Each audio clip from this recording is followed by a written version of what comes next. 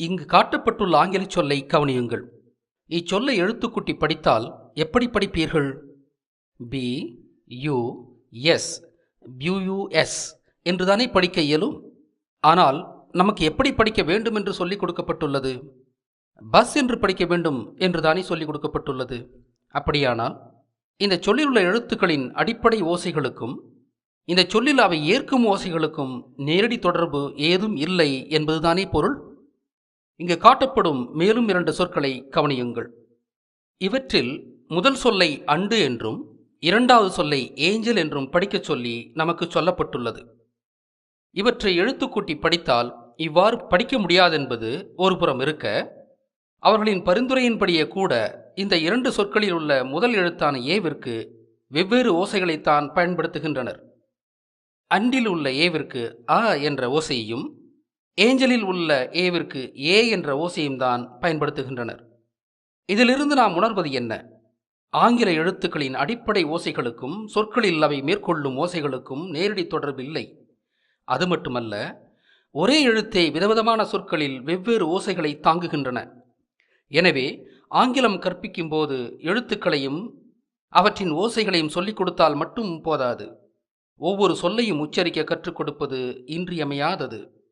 ஆக அந்த மொழியை கற்பது கடினமானது என்பது மட்டுமல்ல, ஆங்கிலம் அடிப்படையான ஒரு லாஜிக் இல்லாத மொழி என்பதும் புலனாகிறது. இங்கு காட்டப்பட்டுள்ள தமிழ்ச்சொல்லை எழுத்துக்கூட்டி படியுங்கள். வ ந இக் க இம் வணக்கம். எந்த மயக்கமும் இல்லாமல் படிக்க முடிகிறது அல்லவா? இன்னும் ஒரு சொல்லை முயலுவோமா? த மீ ழ இர் தமிழர். ஆக ஐயம் வேண்டாம். தமிழில் ஒவ்வொரு எழுத்துக்கும் என்ன அடிப்படை ஓசை கற்பிக்கப்பட்டுள்ளதோ அதே ஓசைதான் சொற்களிலும் மாறுபாடின்றி புழங்குகிறது. இதைத்தான் மயங்கா மரபின் எழுத்துமுறை காட்டி என்று தொல்காப்பியர் எழுத்துக்களை வர்ணிக்கிறார். இதன் பொருள் நிலையான ஓசைகள் கொண்டவைதான் தமிழ் எழுத்துக்கள் என்பதாகும். ஆக தமிழோடு ஆங்கிலத்தை ஒப்பிட்டு நோக்கும்போது ஒரு அடிப்படையான உண்மை புலப்படுகிறது.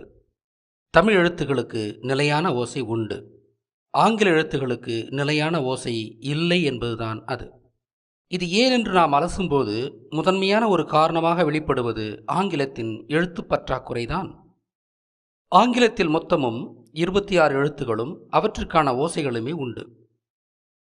ஒரு மொழியை புழங்க இந்த சொற்ப அளவான ஓசைகள் போதா. எனவேதான் சொல்லின் உச்சரிப்புக்கு தகுந்தவாறு சொல்லில் பயன்படும் எழுத்துக்களுக்கு தேவையான ஒலிகளை ஓவர்லோடிங், அதாவது மிகையேற்றம் செய்து கொண்டனர். ஆங்கிலம் போன்ற மேலை மொழிகளுக்கு ஏன் தேவையான எழுத்துக்கள் இல்லை என்பதே நாம் வியந்து கேட்கும் கேள்விதான். இதை பற்றி விரிவாக வேறொரு படைப்பில் காணலாம். மேலும் செல்லும் முன் ஆங்கிலம் பற்றி மேலும் சிலவற்றை காண்போம். ஆங்கிலத்தில் வவல்ஸ் எனப்படும் 5 எழுத்துக்களும் கான்சனன்ட்ஸ் என்று சொல்லப்படும் 21 எழுத்துக்களுமே உள்ளன. இந்த வவல்ஸ் என்பவை தமிழில் உயிரெழுத்துகளுக்கு சமமானவை.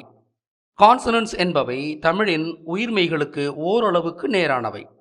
ஆங்கிலத்தில் மெய்யெழுத்து என்ற வகையே இல்லை. ஆனால் இவ்வெழுத்துகளுக்கான தேவை ஆங்கிலத்திற்கு உண்டு. காட்டப்படும் சொல்லை கவனியுங்கள். இந்த சொல்லில் இறுதியில் வரும் 2 எழுத்துக்களுமே மெய்யெழுத்துக்கு இணையான ஒலிகளையே கொண்டுள்ளன.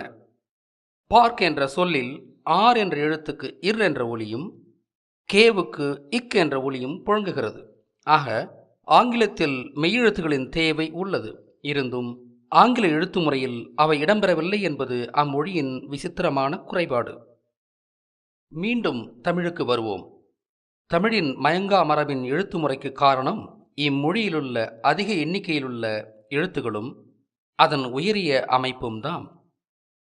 தமிழில் மொத்தமும் 247 எழுத்துகள் உள்ளன என்பது நாம் அறிந்த உண்மை. தமிழின் மேன்மை என்பது இந்த அதிக அளவிலான எழுத்துக்களில் மட்டும் இல்லை. தமிழின் மேன்மை இந்த அதிக அளவிலான எழுத்துக்களை எப்படி உருவாக்கினார்கள் என்பதில்தான் உள்ளது. தமிழ் ஒரு அறிவியல் மொழி என்பதும் தமிழரே உலகின் முதல் அறிவியலாளர்கள் என்பதும் தமிழை சிறிது ஆய்வு செய்தாலே புரிந்துவிடும். எழுத்துக்களுக்கு நிலையான ஓசைகள் இருக்க வேண்டுமானால் தேவைப்படும் அளவிலான எழுத்துக்கள் ஒரு மொழிக்கு தேவை. ஆனால் மிகுதியான எழுத்துக்கள் இருக்குமாயின் அவற்றின் வரி வடிவங்களையும் ஓசைகளையும் மனதில் இருத்துவது கடினமாகும். இது கற்பதிலும் கற்பித்தலிலும் உள்ள சிரமமாகும். இது மட்டும் இல்லாது மிகுதியான ஓசைக்கான வரி வடிவங்களை உருவாக்குவதும் மொழியியலாளர்களுக்கும் ஒரு சவாலான விடயம்தான். ஆக அதிக எழுத்துகளும் வேண்டும், அதே நேரம் அவற்றின் ஓசைகளையும் உரிய வரி வடிவங்களையும் எளிதில் நினைவில் வைத்துக் கொள்ளக்கூடிய அமைப்பும் வேண்டும். எழுத்துக்கள் அனைத்தும் ஆங்கிலம் போல ஒன்றிற்கொன்று தொடர்பில்லாதவையாக இருப்பின் இது இயலாத ஒன்று. எனவே மொழியில் புழங்கும் ஒலிகளை அடிப்படை ஒலிகளாகவும் சார்பொலிகளாகவும் பிரிக்க முடிந்தால் நமக்கு ஒரு உத்தி கிடைக்கும். அதாவது அடிப்படை ஒலிகளை மட்டும் நினைவில் வைத்துக் கொண்டால் சார்பொலிகளையும் அவற்றின் வரி வடிவங்களையும் எளிதாக நினைவில் கொள்ளும் எழுத்து முறைகளை உருவாக்கி கொள்ள முடியும். அடிப்படை ஒலிகள் எத்தகையனவாக இருக்க வேண்டும்? ஒரு ஆணும் ஒரு பெண்ணும் சேர்ந்து ஒரு புதிய குழந்தையை ஈள்வது போலவும், ஒரு வகை மாமரத்தின் கிளையில் வேறொரு வகை மாமரத்தின் கிளையை ஒட்டி ஒரு புதிய வகை மாம்பழத்தை உருவாக்குவது போலவும் அடிப்படை ஒலிகள் இரண்டு விதமான ஒலிகளாக இருத்தல் வேண்டும். ஆக இரண்டு விதமான அடிப்படை ஒலிகளும் அவை புணர்ந்து உருவாகும் சார்பொலிகளாக தமிழ் மொழியின் எழுத்துக்கள் அமைந்தால் தமிழ் எழுத்துக்கள் எளிதில் கற்கக்கூடியனவாகவும் எளிதில் நினைவில் இருத்தக்கூடியதாகவும் உள்ள அமைப்பை உருவாக்கலாம். இந்த அடிப்படையான இரண்டு விதமான தமிழ் எழுத்துக்கள் யாவை? இவற்றை இனங்கண்டதுதான் பழந்தமிழரின் அறிவு முதிர்ச்சியின் வியத்தகு சாதனை. ஒலி ஏற்படும் அடிப்படையை ஆய்ந்த தமிழர்கள் மனிதர் எழுப்பும் ஒலிகளை இரண்டு வகையாக பிரித்தனர். உதடுகள் ஒட்டாமலும் நாக்கு மேலெண்ணத்தை எங்கும் தொடாமலும் காற்று குழாயை சுருக்கியோ விரித்தோ காற்றின் உதவியால் மட்டும், மீண்டும் சொல்கிறேன், காற்றின் உதவியால் மட்டும் ஏற்படும் ஒலிகளாக இங்கு காட்டப்பட்டுள்ள என்ற தமக்கு தேவையான 12 ஒலிகளை தேர்வு செய்தனர். உயிருக்கு முதன்மையானது காற்று என்பதால் காற்றை மட்டும் பயன்படுத்தி ஏற்படுத்தப்படும் இவ்வொலிகளை உயிரொலிகள், அதாவது எழுத்துக்கள் என்றனர். உயிரெழுத்துக்கள் என்று இவற்றை அழைத்ததன் ஆழமான பொருள் இப்போது புரிகிறதா? அடுத்து உதடுகள் ஒட்டியோ நாக்கு மேலெண்ணத்தை தொட்டோ ஏற்படுத்தப்படும் ஒலிகளை உடல் ஒலிகள், அதாவது மெய்யொலிகள் என்று வகைப்படுத்தினர். அவை இங்கு காட்டப்பட்டுள்ள 18 ஆகும். இவ்வொலிகளை ஏற்படுத்தும் போது காற்றின் பங்கை விட உடலின் பங்கே அதிகம் என்பதால் இவற்றுக்கு மெய்யொலிகள் என்று பெயர் சூட்டப்பட்டது. ஆக மெய்யெழுத்துக்கள் என்று இவற்றை அழைத்ததன் ஆழமான பொருள் இதுதான்.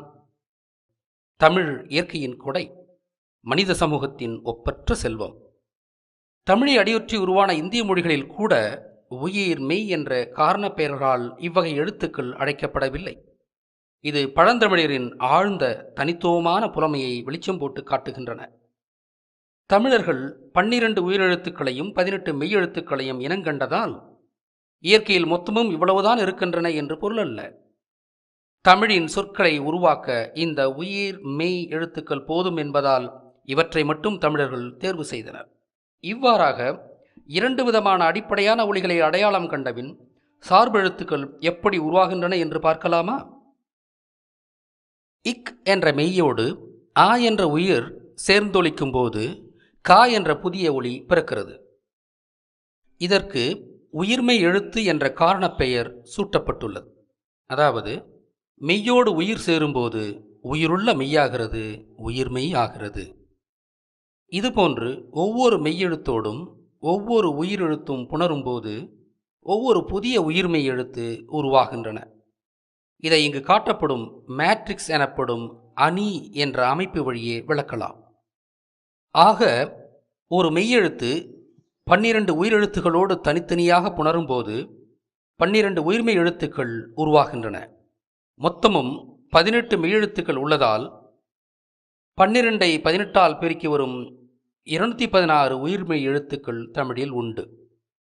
இந்த உயிர்மெய் எழுத்துக்களின் வரி வடிவங்கள் அனைத்தும் இவற்றின் மூல மெய்யெழுத்தின் வடிவத்தை ஒத்த வடிவத்தையே கொண்டுள்ளன. அதாவது அப்படி அமைத்தால்தான் தமிழ் கற்பது எளிதாயிருக்கும் என்பதால் அவ்வாறு திட்டமிட்டு அமைக்கப்பட்டுள்ளது. அனைத்து மெய்யெழுத்துகளும் ஒரு குறிப்பிட்ட உயிரெழுத்தோடு புணரும்போது ஒரே மாதிரியான ஓசை மாற்றத்தையும் வரி வடிவத்தையும் ஏற்கின்றன. எனவே இந்த உயிர்மெய்களின் ஓசைகளையும் வரி வடிவங்களையும் உருவாக்குவதும் கற்பிப்பதும் நினைவில் இருத்துவதும் மிகவும் எளிதாகிவிடுகிறது. சான்றாக, இக்கும் ஏவும் சேர்ந்து கே என்ற உயிர்மெய்யும் இம்மும் ஏவும் சேர்ந்து மே என்ற உயிர்மெய்யும் உருவாகின்றன. இந்த உயரிய அமைப்பு உலகின் வேறெந்த மொழிக்காவது உள்ளதா? இந்த மொழியா காட்டுமிராண்டி மொழி? உயிரெழுத்துகளில் ஒவ்வொரு குரலுக்கும் ஒரு நெடில் உண்டு. அ ஆ, இ ஈ, உ ஊ, ஏ ஏ, ஓ ஓ. ஆங்கிலத்தில் நெடில் எழுத்து இல்லை என்பதை நீங்கள் உணர்ந்ததுண்டா? அவர்கள் ஒரு எழுத்தின் நெடில் தேவைப்படும் போது 2 குரில்களை பயன்படுத்துகிறார்கள். சான்றாக, பி, ஃப்ளீ, ப்ளூம், க்ளூம், க்ரூம். ஆங்கிலத்தின் தகுதி என்ன என்பதை இப்போது நீங்கள் உணர முடிகிறதா?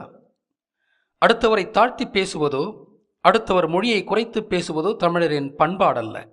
ஆனால் ஆங்கிலம் அறிவியல் மொழி என்றும் தமிழ் காட்டுமிராண்டிய மொழி என்றும் தமிழ் பகைவர்களால் திட்டமிட்ட பிரச்சாரம் நெடுங்காலமாக முன்னெடுக்கப்பட்டு தமிழர்களே தமிழை தாழ்த்தி பேசியும் ஆங்கில மோகிகளாகவும் சீரழிந்துள்ளனர்.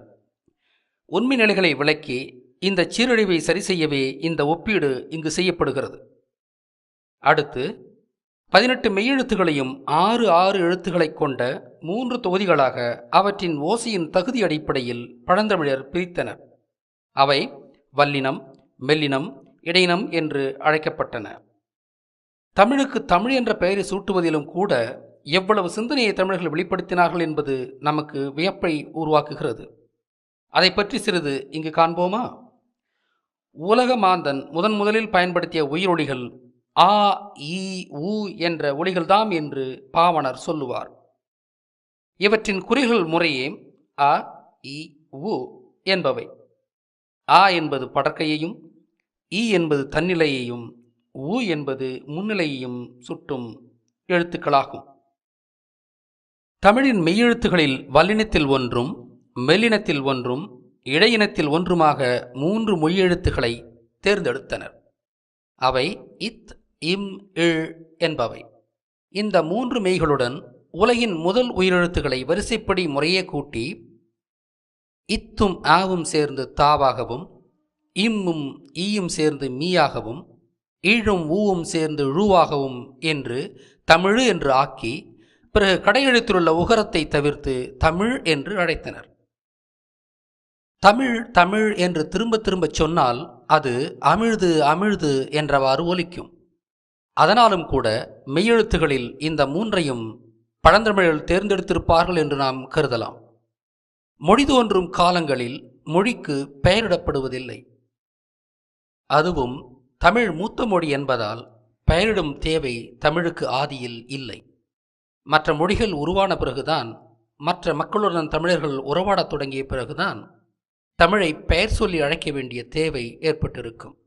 ஆக தமிழுக்கு பெயரிடப்பட்ட காலங்களில் தமிழ் வளர்ச்சியடைந்த மொழி என்றும் முன் சொன்ன நமது கருதுகோள்கள் பொருத்தமானவை என்றும் அறிக.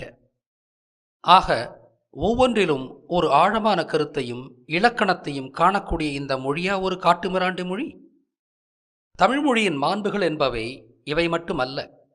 நாம் எடுத்துக்காட்டியது ஒரு தொடக்க நிலை உண்மைகள்தாம். சொல்ல வேண்டியவை ஏராளம். வேறு படைப்புகளில் அவற்றை காணலாம். நமது ஆதங்கம் சில தற்குறிகளின் பசப்பு பேச்சை கேட்டு தமிழனே தமிழை பகைத்தும் ஆங்கில மோகம் கொண்டும் சீரழிந்துள்ளானே என்பதுதான். எப்பொருள் யார் யார் வாய் கேட்பினும் அப்பொருள் மெய்ப்பொருள் காண்பது அறிவு. எப்பொருள் எத்தன்மைத்து ஆயினும் அப்பொருள் மெய்ப்பொருள் காண்பது அறிவு என்ற ஆழ்ந்த ஞானம் கொண்ட தமிழ்ச் சமூகம் எடுப்பார் கைப்பிள்ளையானது எப்படி? 1000 ஆண்டின் அந்நியர் ஆட்சியா? நீண்டகால அடிமைத்தனத்தின் விளைவா? சிந்திப்பீர் தமிழர்களே, சிந்திப்பீர்.